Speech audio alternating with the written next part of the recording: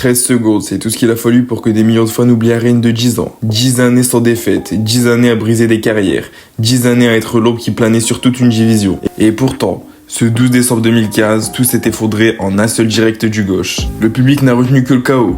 Il n'a pas vu les guerres, il n'a pas entendu les cris, il n'a pas ressenti le poids de l'excellence constante. Ce n'est pas l'histoire d'une défaite, c'est l'histoire d'un homme dont le succès est devenu invisible. José Aldo vient de Manos, là où les rues sont plus dures que n'importe quel ring. Il dort sur les trottoirs, il se bat pour manger, mais ce gamin affamé va se transformer en phénomène. À 17 ans, il débarque à Rio avec un sac plastique et un rêve. Ce qu'il ne sait pas encore, c'est qu'il va bientôt régner sur le monde. Il commence par le jiu-jitsu, mais très vite, c'est le Muay Thai qui relève son génie, son style, des low kicks tranchants, une défense digne d'un boxeur. Un timing chirurgical, il ne frappe pas pour impressionner, il frappe pour détruire. En 2005, Aldo entre au WEC, et c'est là que débute Arène qui va redéfinir les moins de 66 kg.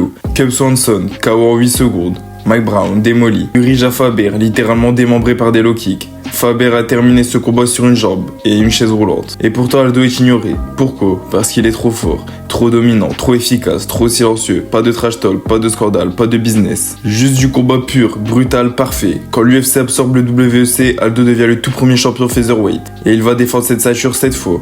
Mendes, Edgar, Korean Zombie, Lamas, tous échouent. Mais le monde ne regarde pas encore. Puis vient Conor McGregor, l'ouragan, l'insolent, le provocateur. Il crie, il insulte, il agite la ceinture. Aldo, lui, encaisse, en silence, mais à l'intérieur, il bouillonne. Pendant des mois, McGregor détruit son calme. Il s'immisce dans sa tête. Et quand enfin la cage se ferme, Aldo explose.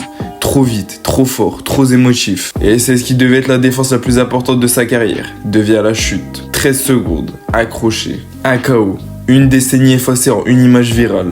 Le public est cruel. Il aime les rois, mais il adore les voir tomber. Après ce KO, Aldo devient une blague. Le mec du KO en 13 secondes. Mais ce que les gens oublient, c'est qu'Aldo n'a jamais fui. Il est revenu. Il a battu Frankie Edgar encore une fois. Il a repris la ceinture intérimaire. Il a combattu Max Holloway, Volkanovski, Yann, Moraes, Fonte, Vera. Et même dans la défaite, il est resté grand. Il est descendu en bantamweight à plus de 30 ans. Et là encore, il a performé. Il a dominé. Il s'est réinventé. Qui fait ça? Qui survit à une génération entière et reste au sommet? José Aldo l'a fait.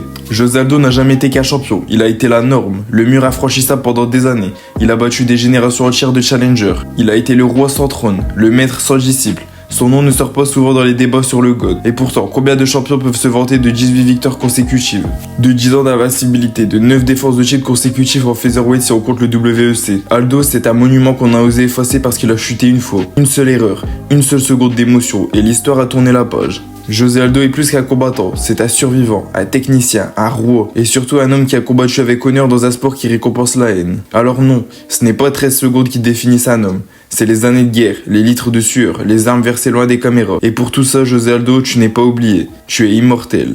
Si cette vidéo vous a plu, n'hésitez pas à vous abonner à la chaîne, lâcher un like et un commentaire, et moi je vous dis c'était Nadir UFC, à la prochaine.